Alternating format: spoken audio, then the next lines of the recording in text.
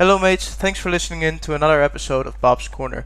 Today we're going to talk with CCP Greyscale about the upcoming changes. So let's go right into the questions. So, how do you feel that the players receive these changes compared to maybe others? I think like the way these changes have been received, honestly, has been much more positive than we were expecting. Uh, we've done quite a lot of controversial changes over the years, obviously, and some of them go down better than others. This one we were ready for it to be very unpopular, but it's actually been one of the most. I think the blog thread was one of the most positive, like major changes blog threads I've written for a blog I've done at least for several years, I think, and the follow-up changes have been almost universally positive. And we're seeing a lot of good vibe on, or at least universally on the positive scale of what we expect from the forums. We've seen a lot of good vibe on the forums. We're seeing a lot of good vibe on other websites, Reddit, places like that. It seems to have gone down very well. It's a pleasant surprise, honestly. We were ready for it to be complicated, but people have been, for the most part, I think, on board with the changes and where we're going. The few major points that we're concerned about, use of jump freight as it relates to nullsec logistics in particular, and the impact on black ops and the original blog thread, the follow-up thread and features and ideas, seems to have largely solved people or addressed at least people's concerns with that in a way that they're comfortable with. So I think we're in a pretty good place right now. Okay, awesome.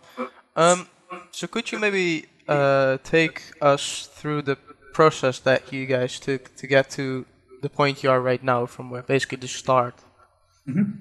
Sure. So, okay, we start in.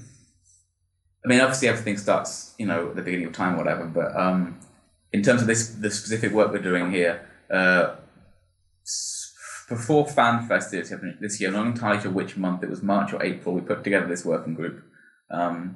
We were like, it was sufficiently obvious that we needed to do something with nullsec quickly, like this year, that we basically a bunch of us sat down and said, let's figure out what we can do. We looked at doing the two big things on our plate were force projection and sovereignty mechanics, and we looked at them both early on, and we came to the conclusion that the force projection stuff, the jump mechanics, the jump speed, and so on, was going to be an easier thing to execute on this year for a number of reasons. The sovereignty stuff obviously needs looking at as well, but that seemed like it will be better as a follow-up change. In no small part, it's due to the relative scope of the two things, the amount of work that are needed. So we started pulling that together and made that decision. We talked to a lot of people at FanFest. We had a lot of roundtables. We talked to a lot of players like in the hallways and so on. FanFest is great. You should come to FanFest next year. Tell everyone else to come as well, because it's both a wonderful experience for us and it's really useful. Like, a lot of this stuff was solidified by talking to players at FanFest. Yeah, definitely. That was good.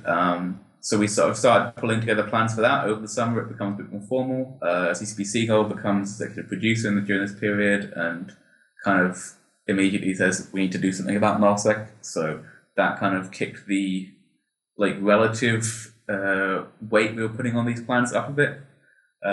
We pulled together a bunch of changes. We talked together a lot about what we wanted to achieve and settling on this goal of letting capitals use gates and making them travel faster over long distances by gates rather than using jump drives. Gave us a real clear anchor point. We threw some designs together. We iterated through a few things. We had some fun designs to do with capacitor recharge and gating off parts of the capacitor and so on, to try and deal with. Eventually we decided that because we're working kind of against player motivation here, we want to do something that's as simple and direct as possible. When you're trying to expand options and get players to do more interesting things, or give them the opportunity to do more interesting things or more wider range of things, then we tend to try and be as hands-off and as unrestricted as possible. When you're trying to limit behavior because it's working against the good interests of the game as a whole, then you want to be as direct and here is the thing we don't want you to do. So mechanically, we're going to stop you doing that, rather than kind of building a fuzzy cage around it that you can kind of poke holes and just say, no, there's a wall here, don't cross it. So we settled on that mechanic. We talked to the CSM about it at the summit. Discussion we had with them at the time was very positive. Obviously, we had not worked out all the details at that point. But there's a general direction and what we're trying to achieve in the big picture. They were very on board with that. Was good. So we just sat down, we iterated through the design. There was a little bit back and forth as to exactly which release we were going to hit. We decided eventually that we want to hit the November release. Phoebe for a number of reasons. The timing works better for us. We can test things out. We can see it happening, like the effects on TQ, Melissa before, with time to react with the December patch, I believe is called RIA. We can react in that before Christmas. Obviously, there's a reduced ability to react during the Christmas holidays because a lot of people aren't in the country or at home or otherwise engaged. So hitting an earlier release allows us to follow up cleanly in the later release without all this Christmas getting in the way, basically. So that just made sense to us. So we pushed that in. We sort of figured out the exact changes. We started implementing them. We wrote a dev blog. We talked to the CSM. There's a little bit of confusion with the communication there. But the blog has gone out. It's been very positive. We've obviously, like, I read the first 200 pages. I know people are very sad I didn't read all 400, but that was like 16 hours of sitting in front of a computer to get to the first 200 pages because I read every post. It's somewhere in the order of 10 to 16 hours. I did the math. So it's a fair amount of effort, and it was getting to the point where, like, obviously there are still posts coming in and people are still very passionate, but we picked up some major things. A lot of the sustained velocity of that thread, which is now the longest thread of all time, I think, in terms of developer feedback, is nice. I beat CCP Utopian's record by 6 pages. I'm very happy with that. What was I saying? Yeah, the feedback was like, there was some key things. The jump phrases and the black ops in particular were coming up again and again and again. And it was like, the message was very clear. I got a notepad file open with the things we need to fix, and those were the top. So I wanted to step back from that thread and sit down and actually spend some time coming up with solutions rather than just continuing to spend a lot of time reading and occasionally replying, because there wasn't a whole lot of stuff that I felt was I could reply to without repeating myself, basically, which seems like an inefficient use of time. So we went away, we looked at the feedback, we go through it, and we sit the group down again, and we say, okay, we've got the Black Ops issue, we've got the jump phrase issue, we've got a few, I think, the newbies wanted to be able to clone out to their stations, which we solved early on, and just figured out these hit points that we wanted to, these are the things where there's pain. Obviously, a lot of it revolved around also logistics, and we were wanted to see how far we could push that in terms of jump freighters, because we're not happy with jump freighters. We would like logistics to be a more interactive profession, and there are ways that people can interfere with or interdict your logistics, and that be a legitimate way of attacking somebody. But with the current makeup of things, the amount of minerals that have to move and so on to the nullsec industry, and the very negative reaction from a lot of logistics people, we decided that we weren't yet in a place where we could safely do that. It's much to do with not wanting the few logistics people who run a lot of nullsec to throw up their hands in disgust and quit, as it was about the raw numbers, because obviously that would be a bad outcome. If they feel like this is hurting them more than they want to deal with, that is in and of itself a problem, and that's not a controversial viewpoint, but we want to keep nullsec healthy. We don't want to kill it before we cure it. So we decided to roll that back a bit. We decided to ease up Black Ops a little bit. We made the thread last week, and I'm just collecting and replying to that at the moment. So that's kind of where we've got to today. That's the big, long story of jump changes to date. Okay. It's pretty interesting to hear it from your side of the whole thing, because it kind of makes sense in how CCP reacts to certain events like these. So I was wondering though, with capitals being touched so much, and maybe even entire gameplay styles have been changed, what's your new vision of kind of the role of capitals within EVE? I think broadly speaking, there's still, when we're talking about the combat capitals at least, they're still somewhere in the realm of group base, which is kind of obvious from the signer mechanic. I guess trying to mainly slot them in as force multipliers to some degree. This is not my own specialty. You want to talk to Fozzy or someone to get the real insight into this stuff. But it's capitals are a thing we're aware of. They have been created in various interesting ways over the years, and there isn't the degree of focus and clarity of role, I think, in them that we would like to have. That's the thing that's going to need, obviously, some balanced iteration and some serious thinking at some point by people who hopefully are not me, because it's not my area of expertise. Okay. I hope that kind of sort of answers the question. Yeah, definitely.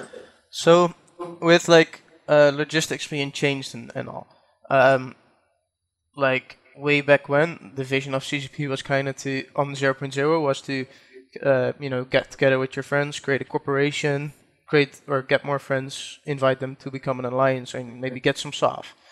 Is there anything changed from this, seeing that the logistical aspect has been changed so much? Are you talking about in terms of the nullsec vision as a whole, or the logistics aspect in particular? Mainly the whole vision, Yeah. 0.0. Yeah, I guess. I'm not entirely sure what the answer to that question is, to be honest. It's still like what we want from nullsec is still broadly, I think, the same as it's always been. It's the most sandboxy part of the sandbox. It's the most hands-off, most player-driven, most I guess heavily emergently centered area of the game. We obviously want people to group up because we find maximize human interaction is one of our design cornerstones. We want people to work together and against each other as much as possible. And as logistics relates to nullsec, the activity of logistics in and of itself isn't generally particularly interesting. I think that's a reasonable statement. But we want it. It has a lot of interesting consequences of having logistics be a factor. It allows you to attack people's supply lines, for example, if it works really well, rather than simply attack them head on. The amount of organization involved creates a lot of interesting interactions, I think, like being able to set up a strong logistics chain and manage that and deal with the bumps along the way can lead to some interesting stuff. It's a catalyst for that kind of thing, I think, rather than an end in and of itself. I'm not entirely sure if I'm answering the question that you're asking, but without going into detail, like ex-CSM members have been saying that these changes might not be addressing the issue of the stagnation in 0.0 and the forced projection. How do you feel about this? So not addressing the forced projection, that's just my feeling is that the thrust of these changes addresses it pretty thoroughly. There are various workarounds being tossed around. As I mentioned, I need to write a new dev blog basically summarizing all of this stuff, but there's a post halfway through the new feedback providing features and ideas where I'm laying out all the things that we're aware of, at least in terms of problems, and the kind of things we will do to fix them if they actually become reality. There's a lot of things where there are things going out that are very possible, and we totally acknowledge that, but we're trying, while I said earlier, we want to be very clear about building a strong wall in front of the things we really don't want to happen. We want to make that hit as few areas of gameplay and as few interesting tactics as that's possible. We like it when people do weird, quirky stuff occasionally. When it becomes the default, then it starts being a problem. So if people are going to actually be freightering or hauling all their ships around T1 industrial through jumping networks, that actually happens, then we will do something about that. It's quite possible that that's a thing that a lot of people try once or twice and then realize that actually when you do the math and you figure out the actual effort involved in implementing that, it's just not worth doing. So we want to see how those things shake out. In terms of fixing nullsec as a whole and the stagnation as a whole, it absolutely isn't the whole fix. This has been a thing that we've tried to be very clear about from the beginning. It's a big long chunk at the beginning of the dev blog goes into this. We know this is not the whole thing. This is just the first phase. This is something we can do to shake things up this year. Obviously, the sovereignty mechanics are a major factor, and they need to be addressed, and they will be addressed as soon as we can make that a reality. I think force projection-wise, we're 90% of the way there, and it's just a question of which of the many options players have suggested make up the last 10% that we actually need to hit hard to prevent them from being worked around. And then the nullsec as a whole is absolutely not the last step. It's the first step in this series of changes, and we've got plenty more coming. So, okay. Bye. Let's see. So, spoke with a couple of my writers, and they were interested to know if you guys had seen the recent fight between Black Legion and CFC, which resulted in around 1,000-man fight, of which 60 Dreads and 1 Titan was lost. This fight could have been a Kickstarter of a B-R event, but it didn't. With the upcoming changes, are you worried that these fights not happen again? And do you think that maybe with these changes, it would actually stop happening? type of thing. Then the really big BDR scale fights. Well, or the Kickstarter fights that often lead to a B-R event, such as a 1,000-man fight with 60 dreads and titans on field. I certainly we hope BDR never happens again. Honestly, from a gameplay point of view, it was wonderful. I said this in the forum. It's wonderful from a PR point of view, but it's one of those things where at least from my point of view, I feel like the marginal benefit of each additional person tails off pretty hard. At large scales, like the difference between a 3,000 person fight and a 4,000 person fight is not much other than lag, and the numbers being bigger.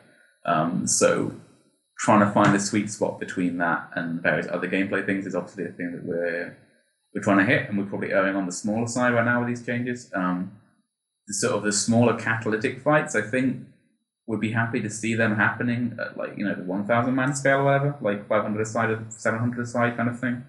I'm kind of picking numbers out of the air here, but like that kind of scale of fight, I think is fine. I don't think it's necessarily necessary for the game's health for things to be that big. We obviously people like being in big fights, and we want to ensure that whatever for the vast majority of Nullsec players, whatever qualifies as a big fight in that regard is something that they're getting that they want. But we would like those fights to be the smallest, essentially, that we can get away with, rather than the largest we can get away with, which is what the current sort of dynamic has been pushing towards. So. Okay, so next question is about tie-dye. Mm-hmm. People were interested to know if you guys were going to maybe implement the brain in the box thing you came up with, because obviously with taking more gates, maybe the increase of tie-dye will actually become a larger problem than it is currently. Yeah, that's a concern, and I'm not entirely sure because I haven't been involved with obviously planning that as a separate team and a separate bit of the building. I would need to go and talk to people again. It was certainly being poked on. I believe it's still ongoing, but don't quote me on that. Even though you're going to, I know.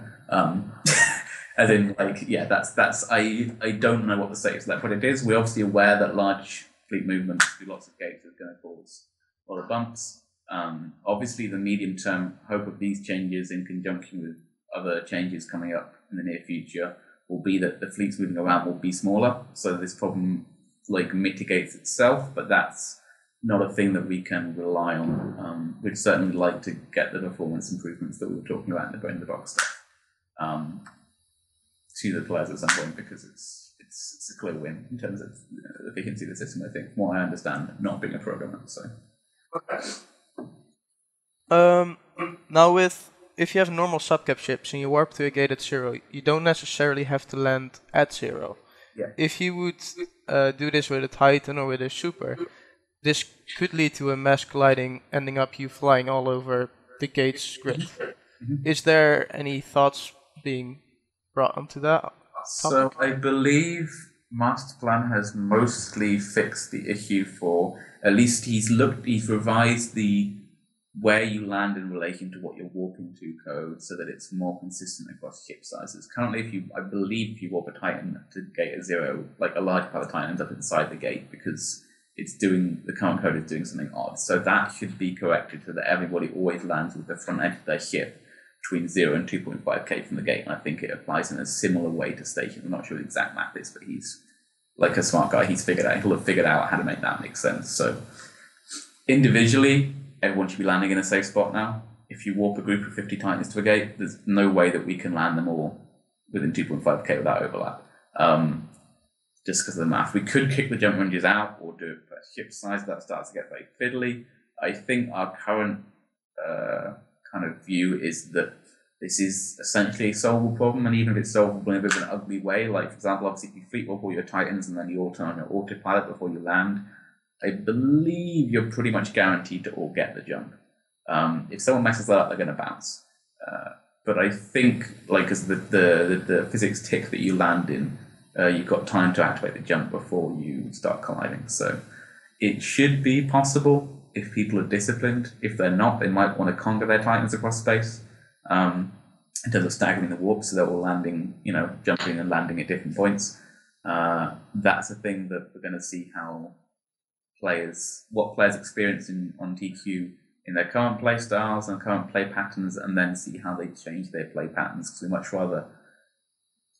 wherever possible, let players solve problems themselves rather than just jump in and solve the problems. We've solved some obvious issues with the way the warping physics works because it's inconsistent and it makes any solution very tricky and it doesn't make a lot of sense. But beyond that, we're hoping that players will find a way to make this work without us having to intervene, because that kind of like emergent gameplay and figuring out what the best thing is, and you know, it's another minor skill, like how do you move a Titan fleet without everyone going for a lovely walk off the gate. It's a thing that can separate the good alliances from the bad alliances. Okay. How do you think that this change will affect big coalitions, as they probably already have the numbers to cover everything they own? This is one of the big, interesting open questions, and there's disagreement even internally about exactly how this is going to play out. We're all agreed, like within the group, that we're going in a good direction here. We're all agreed that you can, in principle, break up the coalition for the travel speed changes.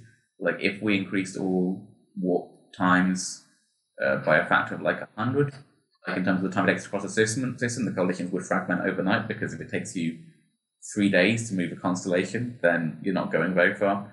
The question is whether we can have that effect through travel changes without also breaking the game, because obviously like 0.1 AU a second warp speeds are awful. So it's going to be interesting. The thing that makes it particularly interesting is I think the way these changes sort of settle out is going to be to some degree kind of recursive. Like people will figure out what's the next step, and we do that. We find a new play pattern, or the new optimal move from where we are currently in terms of how we address the game, approach the game, to where we go next. But then that's going to have effects on, like, you know, then who are we allied with and who are our friends, and like people have been saying like, oh, in Deep Null, like with the jump rate changes, even afterwards, like you're probably going to need access through the regions in between you to Empire. So it would make sense for people to be allied more radially, in terms of like you need the people in the outer regions probably making more money because they're richer generally, but they need access through the gateway regions around the edge of Empire. So there's political deals to be had there. And as these changes shake out, people will, you know, discover new things. Maybe they want to shrink their alliance down because they can't project as far. They want to break their coalition up, or they want to rearrange their coalition at least, and figure out how they're going to stage their defense fleets. And these things should all kind of emergently play out for a while as people figure out what the optimal play is at each point. Where that leaves us is going to be interesting. We're obviously going to be monitoring this and making adjustments if we have to, but we kind of want to see how things shake out. Another advantage of kicking this thing, pulling this change into November rather than leaving it to December, is it gives us longer, like the sooner we start this, the more time players have to kind of settle through these changes and find out what the actual equilibrium states are in this new setup before we make additional changes to things like jump freighters or sovereignty or whatever. Okay. So a waffly way of saying we're not quite sure, but it's going to be interesting to find out. Okay, that's good to know. Right now, blue balling is a tactic used in SOF 0.0 to great success, and some say that it's the core of why there's no major war between maybe side A versus B. Both sides know how to play this card, and amount of territory controlled by factions would mean endless hours of pure grinding. Is there any plans to make blue balling cost the defender anything meaningful? Like make one have to invest into the space to make it lucrative to live in? Yes. Yeah, one of the things, like obviously none of this is finalized yet, we're still in the discussion stage, but one of the things I think that we're pretty well agreed on is that if you don't turn up to defend your space, you lose it very quickly. We don't want another delve. We don't want another, like, you know, spending a month cleaning out enemy who's already lost. We want to make sure that once you've won decisively, which will also play into if you're trying to not defend your space as a tactic, that ends up not working for you rather than working for you like it does currently. So yeah, like the expectation would be that if you're like someone attacks you and you elect not to turn up, they're going to take that system off you. Okay. So a personal question: what do you like the most about these changes? Oh,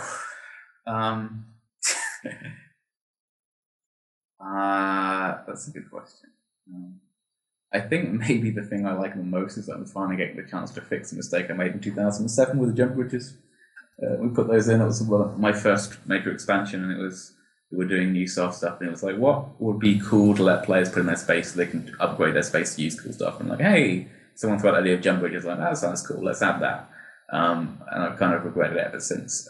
This is not removing them, and I'm not sure that we ever will or want to remove them completely. I think they're interesting from a tactical perspective, but dialing that power back finally, kind of going some way to rectify the impact that had on the game, that makes me very happy. Okay, so on the topic of like jump bridges related things, Titans were used a lot, actually mostly used for their jump portal, with sort of stripping that away from him because maybe the reward of using it is not as high. Is there any plans to make the Titan into a ship that can be used more than maybe would be right now? I think when we revisit the balance of those ships, we will want to give them a clearer role that is not just a huge gun. That's definitely a thing I believe we will want to do. Obviously, that the ship balance guys have the final word on that. But I think that's broadly in line with what they want to. There are interesting things that we could do with Titans in the meantime, and I think while the jump bridge has obviously been its utility has been diminished by these changes, it's still the ability to project like a bubble, a fleet of subcaps to an arbitrary location in an arbitrary system within range is still tactically very powerful. Like just like if it was the neighboring system and you can get through a gate camp, the more we come subcap battles and gates become more prominent, the more the ability to move around a critical gate camp is going to be actually, I think, a worthwhile thing to have. Maybe not to have 80 of them in your alliance, but the ship itself has utility. But yeah, like we know long term that larger capitals in particular, and it's saying that they need a clear role. They're doing something useful that makes sense without being overpowering. So okay. Yeah. And what would you say, that's just the last question, what would you say to the people that maybe aren't convinced yet about, what you announced?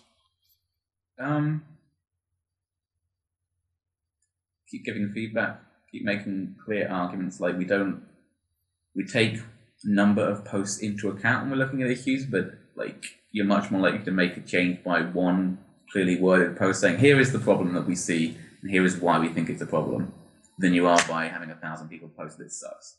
So that's one thing, is keep giving us the most well-reasoned, clearest feedback you can.